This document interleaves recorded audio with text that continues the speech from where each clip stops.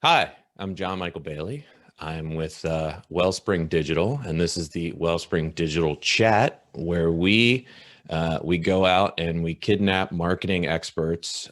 We dissect their brains. We go inside. We find all the good information. We extract it, and we share it directly with you. I didn't sign up for this. No marketers were harmed in the making of this video. So today, we have a fellow word junkie. I'm pretty excited about this one. She writes all the posts that I read in the Search Engine Journal, and is a dedicated soldier in the battle for more quality content. I emphasize the word quality there. So, Maddie, please go ahead and introduce yourself to these fine folks. Yes, thank you for that lovely introduction. So, like you said, I'm Maddy Osman, and I run a B2B tech SEO content agency. I kind of reversed the order there, but yeah, we work with B2B tech brands, especially in the SaaS space, especially brands that work with WordPress in some regard, like hosts and plugins. And to what John was saying, or do you prefer John Michael? John is perfect. John. Okay. So to what John was saying, it's all about creating awesome content that helps my clients connect with their target customer via search. But again, it's not all about, just like making sure that, we're marking it up in ways that people find it. It's just as important for that end reader to have a good experience, even more important, I would say, than Google having a good experience with it. But we have to respect our robot overlords too. They are everywhere. They are watching and listening. They're probably listening right now. Oh, I guarantee you they are. All right. So like I said, I'm excited about this one because I've been reading all your stuff for quite a while now. I've never met you before, so it's great to finally meet you and pick your brain about some of this stuff. I want to get deep into all the good content marketing stuffs. So let's do this. Let's do this. So as marketers, since we've been talking about content since the dawn of time, which was sometime in the early 2000s, I believe, somewhere right around that was the dawn of time. So yeah, my question is, why are we still talking about the importance of content after all these years?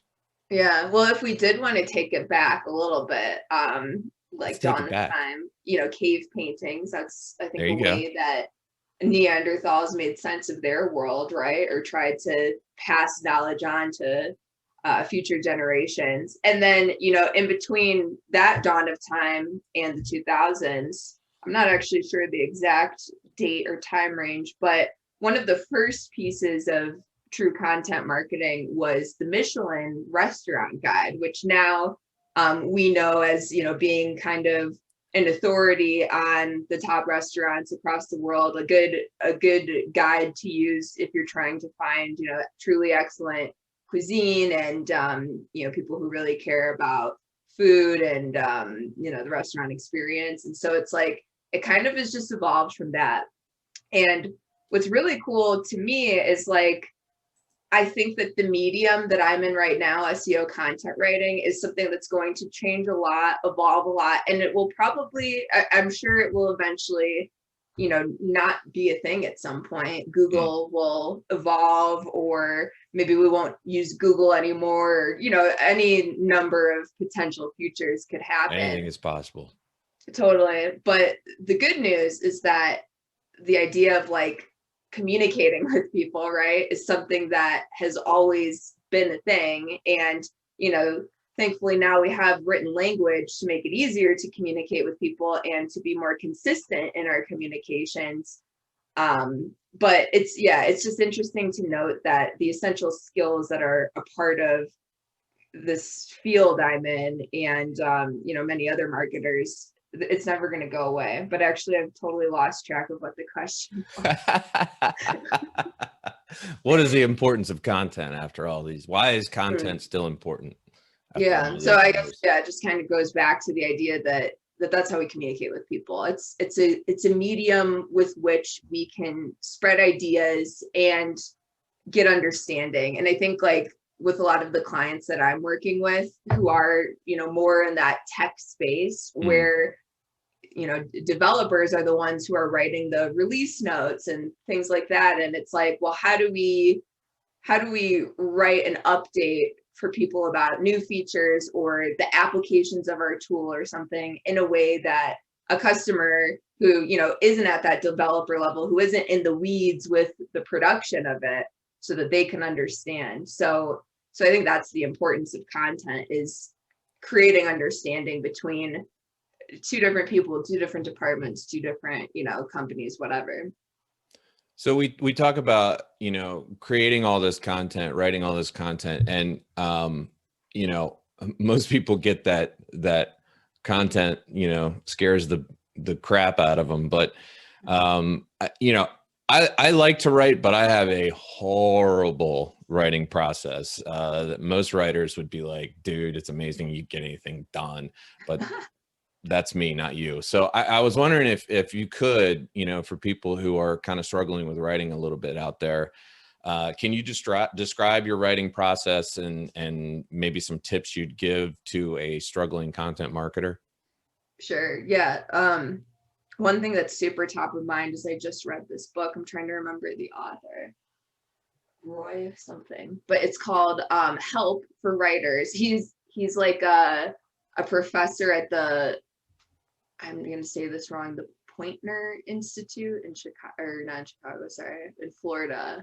But it's like a journalism school. Anyway, he wrote this book. It's called Help for Writers, and it goes through a lot of the situations during the writing process where, maybe you'll get writer's block or you're having trouble coming up with ideas. It's just like everything from writing to editing, like, how do you handle these situations where your brain is blanking? So that's one resource. Even though it's more news journalism focused, I would recommend for really any type of writer, because it'll help you create a system around those points of where you're struggling.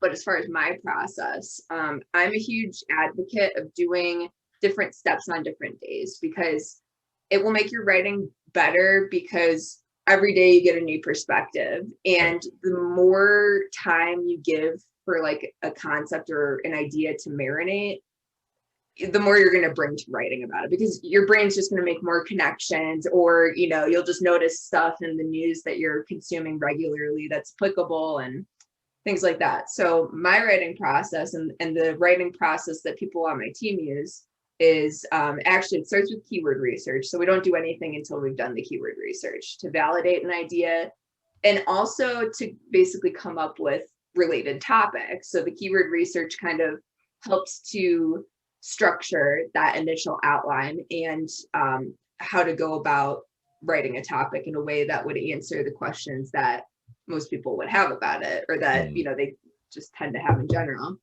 So the outlining happens on a different day. The keyword research happens, first, and then the outline. So we'll take the keyword research and, just give it a structure, start formatting it, start fleshing it out with things like statistics, quotes from experts, and just, the supportive material that you would need to flesh out that point. So the idea is that you're going into the drafting stage and like nothing's going to be totally new to you. You're basically just piecing those things together now, because you've done the research, you've done the keyword research, you have all the inputs. So now it's just making them sound good pretty much, and doing the formatting and doing, your spell check and all that good stuff. But during the drafting stage, I'm not concerned with editing, at least not until like the very, very end. Like, I think that drafting is one stage, and then self-editing is a totally different stage. And I would even break down the self-editing stage into multiple steps. So you have that step where you check for grammar, spelling, agreement, formatting issues, stuff like that. And then you have at least, I would say, one other step where you're going in, and I like to use like either reading something out loud so that you can hear it. That helps with agreement. Sure. You're going to miss it if you just like read it on the screen, like in your own mental voice. What else was I going to say? You can also, if you don't want to read it out loud, you could use a text-to-speech tool. I think Google has one built in, but if not, there's other free options that you can find out there. Yeah. And another way that you can kind of trick your brain when you're self-editing is like change the text to another font that you don't normally use. You could also like change the color. So there's like different ways that you can self-edit. In my process, that's not where it ends. We also have an editor go in, and we have a style guide. So it helps to have something to refer back to in terms of like, how do we do headings? How do we handle links? You know, what are the rules of how to include imagery? Are there certain sizes? Do they need to be accompanied by a caption? How do you add like attribution if there's a source? So stuff like that is also important. But yeah, the idea of having a style guide so that you can refer back to both the writers, the editors, even clients. I share it with them. Sometimes they want to see that. They might be developing their own and kind of want to know what those standards are from which to branch off of. And something I'll say is, if you don't have a style guide, I really recommend starting with the AP style guide, which is like a huge, I mean, it's like 600 pages. Yeah. So it really gets like into the weeds. Like, you wouldn't want your team, I mean, if you're a journalist, right, you should probably have a good familiarity with that. Yeah. But if you're a content writer, you don't have to memorize it, but you should have access as a reference. So I'm not sure if there is like a free version of that online, but it's like something like $20 a year to have online access to it, which if you're a content creator is like totally a fair expense, I would say. What do you think that pretty much it. Yeah, sorry, I just wanted to, so you talk about style guide, but what about voice? Do you think voice is important? Yeah, I think so, because voice is what distinguishes you from another brand. And so it's helpful. I like another part of my process, if we go back a bit, is to have an intake process and an intake form. So I'm asking all of my clients to answer questions about things like them and their personality, their brand, you know, like questions that help them describe to me how they describe themselves, essentially. So just different questions that prompt them in different ways.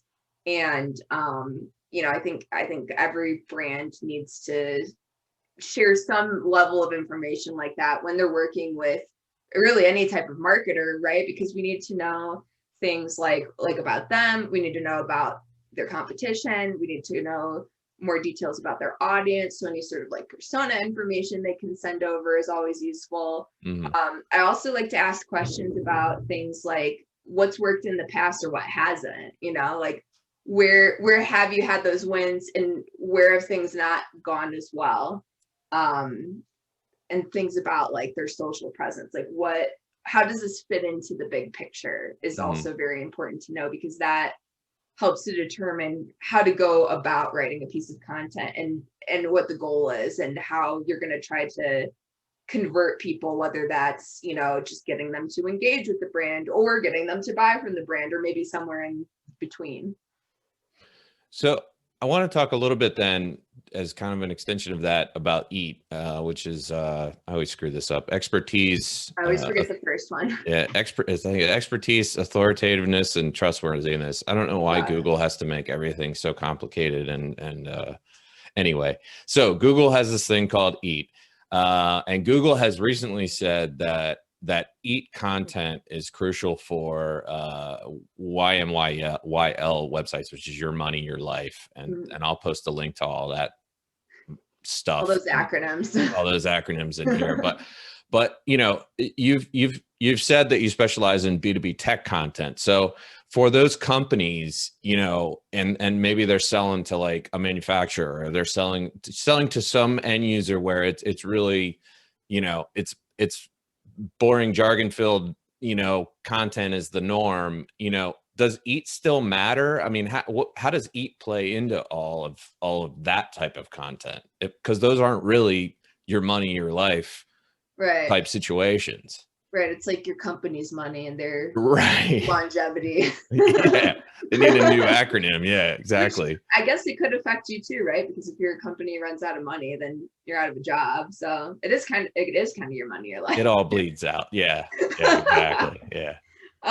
It's a good question. I think that whenever Google hands down, some sort of rule or guideline, and EAT and YMYL both come to us from the Google Search Quality Rater Guidelines, which I decided to read through in their entirety like last fall, and it took like so many different sittings to get through it because it's dense, like 175 pages. Oh, and it's not an easy read either. No, but I will say it is full of gems. Like if you want like a direct line into what Google thinks about quality content, how they would define it, like read right it. There. It's worth it. If you're a content creator or, any sort of SEO who interacts with content at all, which is probably all of them, like you should probably read it, even though it's going to be painful. Just, get your favorite drink and snack or something. And good luck to you. But so I feel like whenever they hand down a directive, even when they're saying like, yeah, you should focus on this for YMYL, I feel like the next version is going to say, do it for all of them, right? It's like, we're going to kind of like get you used to this concept by, making it relevant to this thing because of these reasons. And it does make sense, right? Because the YMYL stuff is like stuff about like getting a job or like going to college or like making financial decisions. And these are all things that like really could affect somebody's life if they're taking your advice at face value, but you're not actually a trustworthy, authoritative expert. So I think it's safe to say that that's the way it's going, where we do want, the author bio to be somebody who has some sort of expertise in the field or who has some sort of association with the topic, even if it's that like everyday expertise, which just means that you might not have 10 years of experience or something, but that you have familiarity because it's a hobby for you. Or they talk about everyday expertise in terms of like, you might not be a medical professional, but if you went through like liver cancer or something, like you are qualified to talk about your experience with, obviously the disclaimer that that was my experience. Right. And may vary. So yeah, I guess to answer your question, I don't see why it wouldn't be worth it if you have the resources and you have experts on your team to use them as like the bylines for the content you're creating. And that's what I've been advising my clients who are, primarily in that space. Like, don't use my byline for this particular thing because I'm not the expert, and I might be interviewing them. They're the expert. It's their, insights. But it makes more sense to put their name on that content because I think long term there will be a Google lift for that. I think where a lot of them fall down is the trustworthiness. I think they can establish the expertise and the authoritativeness, but the trustworthiness just kind of falls flat because they'll beat them over the head with jargon, or they'll talk down to them or something like that. And they're not making that real connection. And I mean, do you agree? Yeah, no, totally. I mean, it's easy to fall back on that jargon. And so like one thing in my style guide is every time you introduce a term that even has the chance of not being understood by that audience, like it's, like SEO, I'm probably not going to like give you the whole like acronym spelled out for that, right? But if it's like CRO or CTA, like we got to define that, not just spelling it out, but like what the heck is it? And so even though the audience that I write for is primarily like digital marketers, it's like I make no assumptions. You could be a beginner, you could be advanced. If you are, you can just skip that part. But yeah, I think that Okay, I'm losing the original question again. Just the get into my rant. Does it rant on? Just that trustworthiness is where a lot of them, the B2B tech writers, tend to fall down. I think you answered it beautifully. I think yeah, I mean, don't talk down to them. Don't use acronyms and jargon that they're not going to understand, or assume that they will understand. I think that's hugely important. And I was just gonna say too, like, work with a professional, right? Like if you're having trouble translating tough concepts, or if you're coming across as not being trustworthy or being overly jargony, like that's where a writer can really help you. And like I was saying before, like you probably have all this great information in your head. Like I want to talk to you as part of my process, right? Because I want to get that, because I don't know that. And that can really lend like a lovely, unique angle to an article, to have a subject matter expert that you can just bounce stuff off of until you get it right. So like that person should be involved in the content creation process, but maybe they're not the writer or that final editor, at least. That makes sense. That's actually, so I wanted to ask you also about interviews. So obviously I see the power of interviews because I'm interviewing you right now. But okay, so I want you to preach here. Can you outline the power of content interviews? Because I see light bulbs go off in marketing directors and VPs of sales and whatnot when I start talking to them about the power of interviews and using interviews. And it's amazing to me that this might be the first time that someone has suggested this to them. And I think it's, I'll link to your blog post about interviews, because I think it's a great post. But I'm just amazed, and I kind of want you to get on a soapbox and just preach about the power of interviews, because I think it's underutilized. Totally. Yeah, I think people just don't think about it. Like it's not in like all the articles about like how to write an awesome article or whatever. It's just like not part of the standard writing process, because it does add extra steps. You have to coordinate with somebody. You have to, come up with questions so that it's a productive use of both of your time. You have to go back through that recording and, grab the sound bites and, use that to structure an outline. But I think in many ways, like when you're doing that interview, even though there's more work involved in the prep and even kind of like the after the interview stuff, like it does make writing a lot easier, because you're not having to go out and do all the research. You have somebody here who's an expert who's telling you like it is, and who knows their stuff. So you can as long as you do your prep, the rest of the process is going to be so much easier. But to get more into like the importance of it, I think the other thing is a lot of people go into the content creation process with a lot of like idealistic thoughts in terms of like, yeah, I'm going to write, 2,000 words a week or whatever. They think that they have time for this, but without a good process, it's just going to keep getting pushed off. Just like marketing agencies, and like I'm guilty of this too. Like we neglect our own marketing. Sure. For the sake of just like doing the client work, right? And so it's like it becomes that thing without a process, or even just without the practice of writing on a daily basis, where you just keep pushing it off and then it never gets done. And you have all these great ideas and you're like, I'm not denying that. Like I think a lot of people probably would be very great writers, but it's about more than ideas. It's about like just sitting down and doing it pretty much. And if you're a busy business owner, you just don't have the time.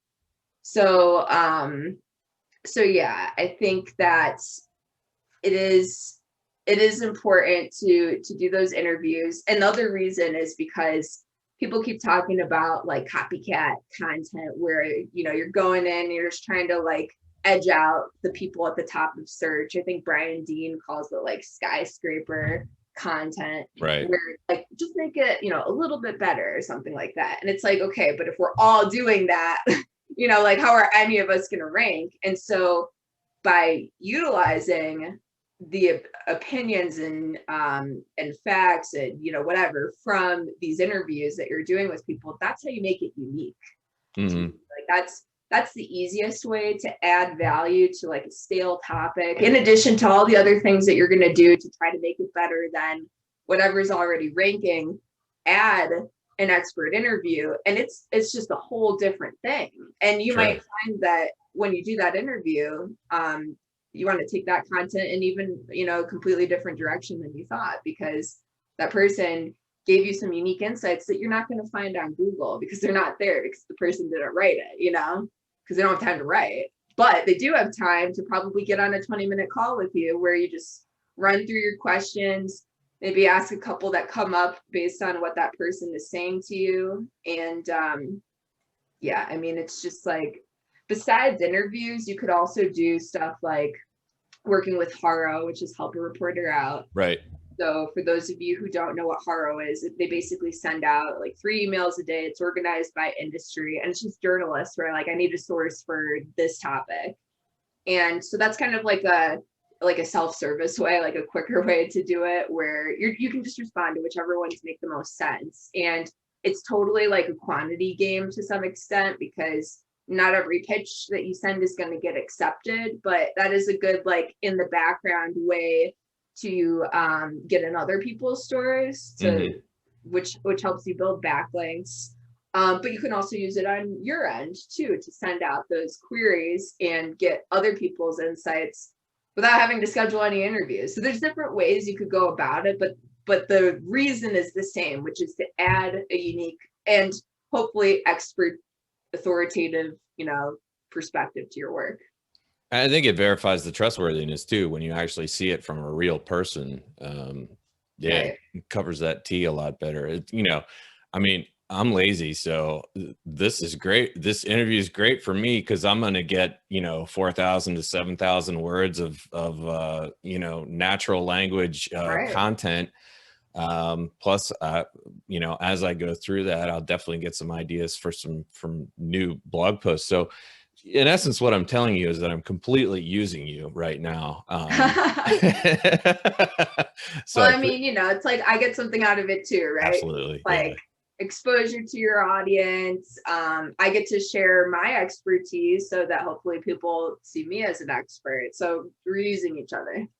So my last question is kind of philosophical. So in a recent post, you give an overview of Phrase and ClearScope, which are AI content optimization tools. So let's see if this question makes sense. So is it better to write using tools or use tools to write? And so what I mean by that is, what is more important, the reader or the data at the end of the day?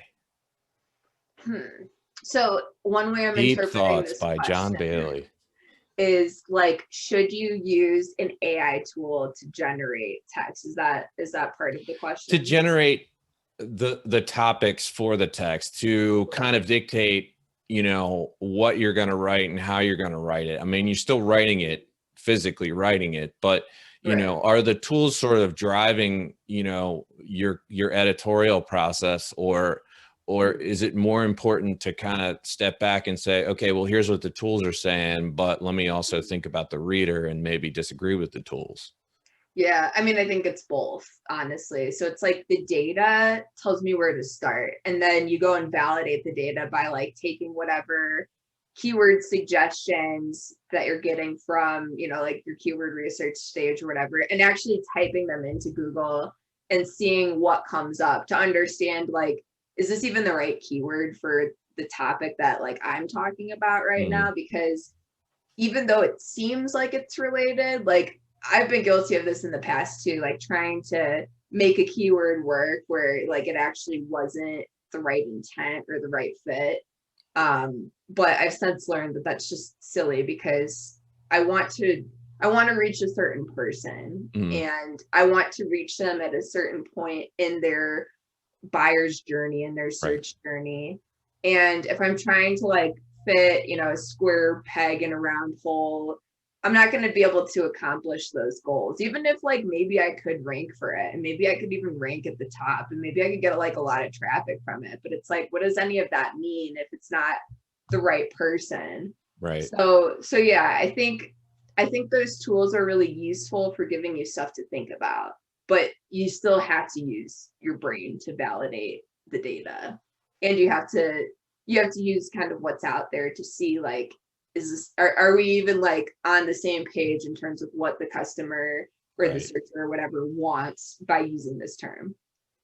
See, there you have it, everyone. Your brain is still important, an important tool for you to use on a regular basis. All those teachers in school, they were right all along. Yep, totally. even before they knew Google, they knew. Yeah, they knew what was up. Yeah. Never. Well, we have a saying here at Wellspring, which is never trust the tools, or trust but verify. Oh yeah, for sure. So. The tools, they're there to help you, right? Just like a power tool when you're doing construction or whatever. It's like it makes it easier, it like makes it quicker, but like you still have to know how to use it. You have to use it right. And you have to take a look when you're done to make sure that like you didn't actually staple something to the wrong thing, you know? Exactly. That's the extent of my knowledge of construction. Fair enough. Fair enough. Well, Maddie, thank you so much for doing this with me. Absolutely. A lot of great stuff here. This is all really important, and hopefully, you know, I can get some eyeballs on it, because this is all stuff that I think marketers and just business people in general need to know and understand to succeed in this crazy topsy-turvy world we live in. So yeah. So thank you so much. I really appreciate it. And stay safe, everybody. And that's it. We're done. Yeah. Thanks for having me. Absolutely. Anytime. All right.